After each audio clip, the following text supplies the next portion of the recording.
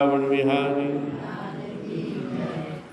पांचवा अध्याय का 29 श्लोक एक बार सुने, फिर काफ़ी इम्पोर्टेंट श्लोक है, एक बार फिर से सुनेंगे।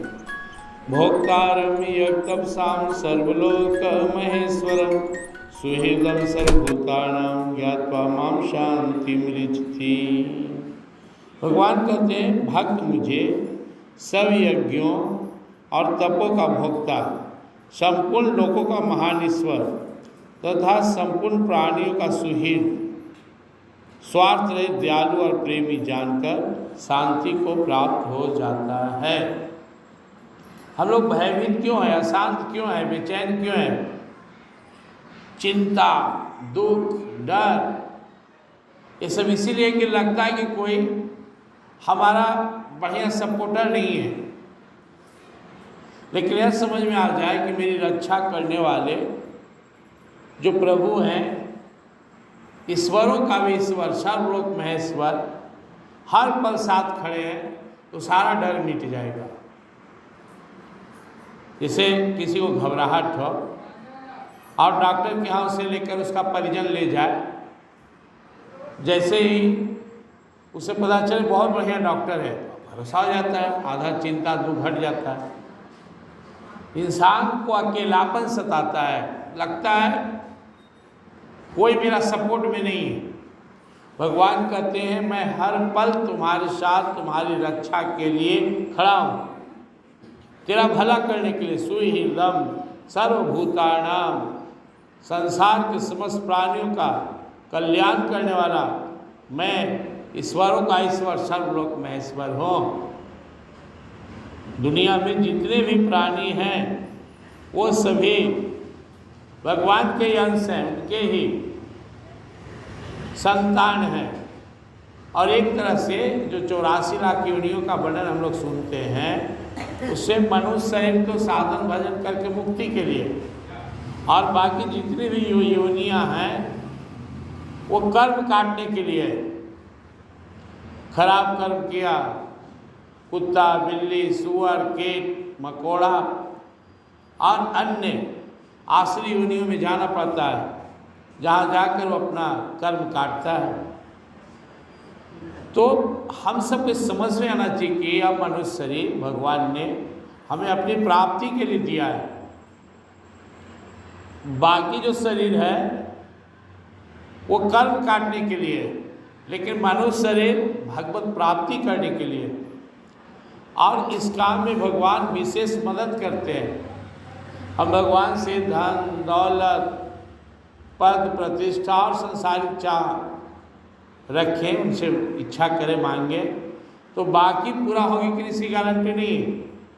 लेकिन हम भगवान से भक्ति मांगे, भगवान से ज्ञान मांगे, भगवान से उनके चरणों में प्रेम मांगे, नाम जप, साधन करने की क्षमता, प्रवृत्ति मांगे, यह भगवान जरूर देंगे। क्योंकि इसीलिए मानव का जन्म हुआ है, हम सब धरती पर आए हैं। इसको समझना है। पूरा संसार भी अगर आपके साथ खड़ा है ना, तो भी आप सुरक्षित नहीं हैं।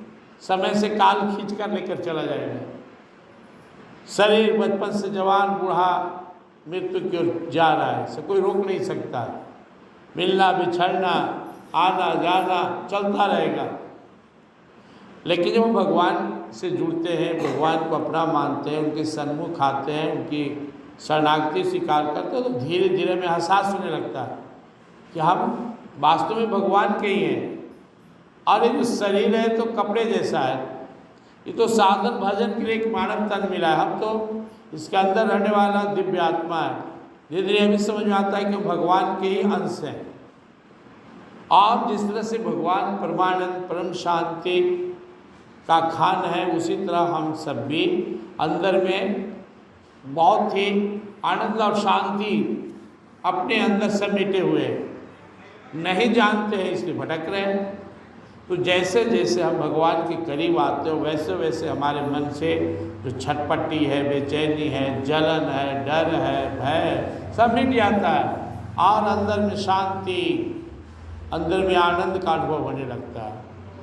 भोक्तारं यज्ञपसां, आप कोई भी यज्ञ करते हैं, अब किसी को कोई भी भोग लगाते हैं, भगवान कहते हैं उसे मैं ही स्वीकार करता हूँ। कोई अपने कोई प्रियजन को खिला रहा है, पति को खिला रहा है, उस पति के अंदर कौन है? भगवान है, वही तो स्वीकार करेंगे। कोई देवता को भोग लगाता है, अंदर में कौन है? भगवान है। बजरंग बली अपना सीना फाड़ के दिखा कि देखो मेरे हृदय में प्रभु है। तो या तो आप किसी व्यक्ति को दें, खिलाएं, या आप यज्ञ करें, या आप तप करें, वो किसी को भोग लगाएं, वो भगवान तक ही पहुंचता है। जैसे लोग कहता है कि हम लोग जल देते हैं सूर्य भगवान को, जल कहाँ गया? वो जल वाष्प बन के चला जाता है वायुमंडल में, फिर समुद्र में। जल समुद्र की ओर जा रहा है। इसी तरह से हम सभी जो भी साधन भजन करते हैं वो भगवान को ही प्राप्त होता है, किसी दूसरे को प्राप्त नहीं होता है। चाहे तो हम खाते भी है ना, तो अंदर वही भगवान बैठा हुआ स्वीकार करता है। भगवान 15वां अध्याय में बोले भी, अहम वैश्वानरो भूत्वा प्राणिनां देहम आश्रित प्राणापान समायुक्त पचाम्यहम चतुर्विधम। पचाम्यहम चतुर्विधम, मैं सब प्राणियों के अंदर में बैठा हुआ हूँ और जो 4 तरह का जीव खाता है उसे मैं पचाता हूँ। तो भगवान भोक्ता है यज्ञ का, तप का, और ईश्वरों का ईश्वर, सर्वलोक महेश्वर है, और हम सबका भला चाहते हैं। आप केवल भगवान में लग जाइए, आपका भला ही भला होगा। आपको समझ में आया नहीं ये अलग बात है, क्योंकि आपका कल्याण कैसे है ये आपसे बेहतर भगवान जानते हैं। कैसे आपका भला हो। अभी हम लोग रामचरितमानस का पाठ कर रहे थे तो गा रहे थे, मंगल भवन मंगलहारी द्रवौ सुदशरथ अजिर बिहारी, दीन दयाल बिंदु संभारी हरऊ नाथ मुम सके। भगवान मंगल ही करते हैं सबका। यहाँ तक कि कोई भगवान का भजन ना कर रहा हो, भगवान से जुड़ा हुआ नहीं है, भगवान को नहीं मानता है, फिर भी वो भगवान का ही अंश है। भगवान उसे अपना जानते हैं, मानते कि तो मेरा ही है, और उसका भी भला करते हैं। फिर जो भगवान का भजन करता है उसको भगवान कैसे छोड़ देंगे? भगवान 9वां अध्याय में कहते हैं, समोहम सर्वभूतेषु नामे दुष्टि न प्रिया ये भजन्ति तुम्मा भक्त्या मयि ते तेषु चाप्यहम्। समोहम सर्वभूतेषु, सब जीव मेरे लिए बराबर है। नामे द्वेषस्ति न प्रिया, ना मुझे किसी से द्वेष है ना किसी से मुझे बहुत प्रेम है, लेकिन ये भजन्ति तुम्मा भक्त्या मयि ते तेषु चाप्यहम्। कोई मेरा अगर भजन करता है, मुझे याद करता है, तो मैं भी उसे याद करता हूँ। अगर कोई मुझसे मिलना चाहता है तो मैं भी उससे मिलना चाहता हूँ। किसी का लगाव झुकाव मुझसे है तो मैं भी उससे प्रेम बढ़ाता हूँ। इस तरह से जब आप भगवान में केवल टच कर गए, कि सत्संग में आकर आप बैठ गए, आपका विशेष कल्याण होना शुरू हो गया। केवल आप प्रभु के सम्मुख हो गए, बैठ गए, केवल आप प्रभु से प्रेम बढ़ाना शुरू कर दिए, केवल आपको एहसास होने लगा कि प्रभु ही मेरे हैं और आपका कल्याण होना शुरू। लेकिन चूंकि हम जन्म जन्म से भटके हुए हैं, प्रभु से दूर हैं, हमारे मन में बहुत सारे वासनाएं हैं, हमारे बहुत से कर्म संस्कार प्रारब्ध पड़े हैं, धीरे धीरे समय अनुसार वो कटेंगे। तो धीरज के साथ लगे रहना है भगवान में, और अंदर भावना है कि हम भगवान की प्राप्ति के लिए भगवान का भजन कर रहे हैं। टारगेट क्या रखना है जीवन का? भगवत प्राप्ति। आप कोई इच्छा मत रखिए, बाकी अगर है भी तो खैर घबराना नहीं है। प्रारंभिक में आपको लगेगा कि हो जाए हो जाए, जब आपको पता चल जाए कि मैं जितना सोचता हूँ उससे ज़्यादा भगवान मेरे लिए सोचते हैं। आप 2 मंजिला सोच रहे हो सकता है भगवान 5 मंजिला सोच रहे हो। अगर उसमें आपका भलाई हो तब। कोई 2 बाल बच्चा सोच रहा है, भगवान 3 को सोच रहे हैं। कोई सोच रहा है कि अभी हम मंदिर में रोज आए, भगवान सोच रहे वृंदावन घुमाएं। तो आपको जब यह पता एक बार चल जाए कि मेरे प्रभु मुझसे ज़्यादा बेहतर रूप से मेरा भला करना चाहते हैं, मेरा कल्याण चाहते हैं, तो फिर आपको मांगने की इच्छा ही खत्म हो जाएगी। बच्चा जाकर माँ से बोले, माँ आज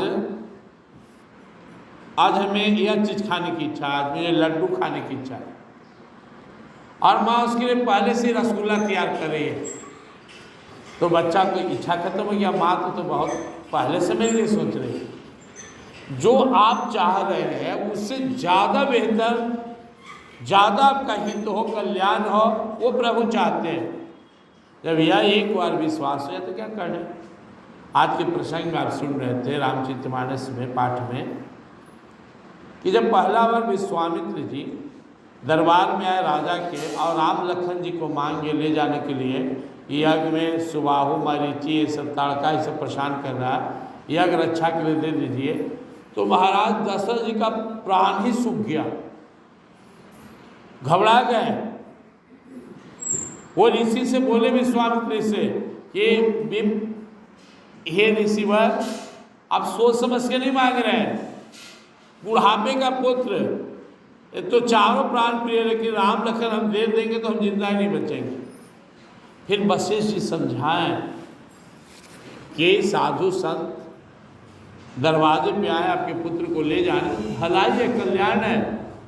बड़ा बेचारा सीना पर पत्थर रख के दे दिए, लौटकर आए तो केवल खुशी खुशी है, गदगद है। विश्वामित्र जी को राजमहल से जाने नहीं दे रहे हैं, अपने कुटिया में ले गए थे रक्षा के लिए, लेकिन ज्ञान शील है तो भगवान में पहले से, फिर भी वो सब प्रकट कर दिए।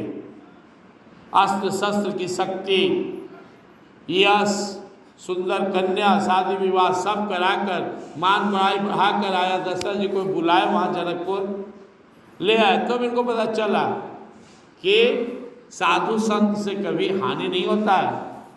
आज कितना गदगद है, सत्संग में आने में शुरू में भार पड़ सकता है आपको, लेकिन धीरे धीरे धीरे जब यहाँ रस मिलने लगेगा, भगवान से प्रेम होने लगेगा, तो लगेगा कि इससे बढ़कर कुछ है ही नहीं जीवन में।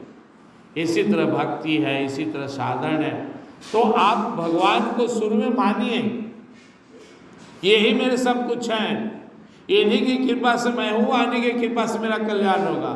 फिर धीरे धीरे सत्संग में आप जान भी जाइएगा, धीरे धीरे आपका जो विश्वास है ना, वो जैसे जैसे बढ़ता जाएगा, आप भगवान की महिमा को उनकी कथाओं के माध्यम से समझेंगे। बस भरोसा रखिए।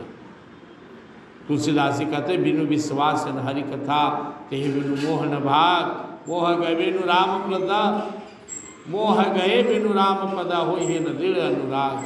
विश्वास सुनो, ये कथा क्या है, भगवान की महिमा, भक्तों की महिमा, और हमारे दिल में धीरे धीरे कथा के माध्यम से भगवान उतर जाते हैं। हम जिनके बारे में चर्चा सुनते हैं, चर्चा करते हैं, उन्हीं में हमारा मन रमने लगता है। तो भगवान की कथा सुनने से, भगवान की कथा गुनने से, चिंतन करने से, कहने से, मनन करने से धीरे धीरे भगवान की शक्ति पर भरोसा बढ़ने लगता है।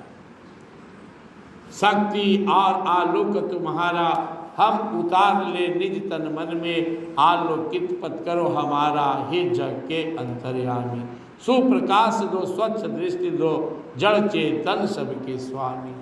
तू छ हमारे मन के हे प्रभु, दूर विचार सब दूर करो, प्रेरित हो हम केवल तुमसे, ऐसी हम में शक्ति है।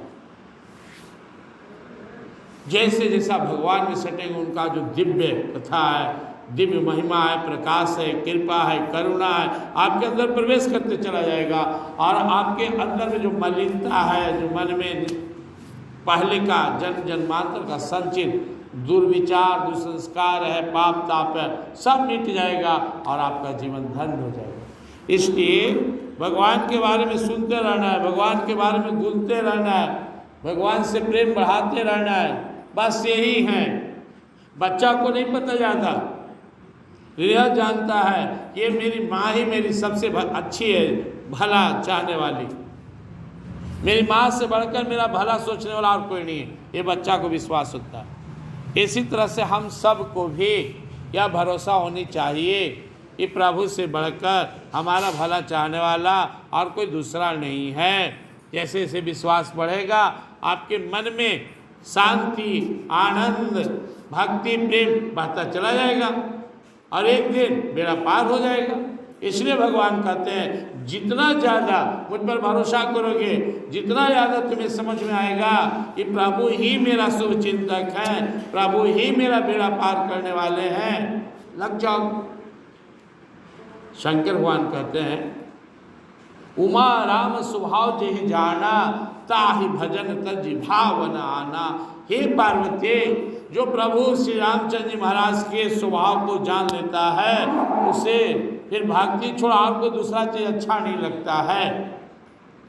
अब तनी माने जाने तो तनी माने लगे हुए, और जानेगा और लगेगा। जो जितना भगवान के बारे में जानता है उतना है ज़्यादा भगवान से प्रेम बढ़ाते चला जाता है। प्रेम से वृंदावन बिहारी लाल की।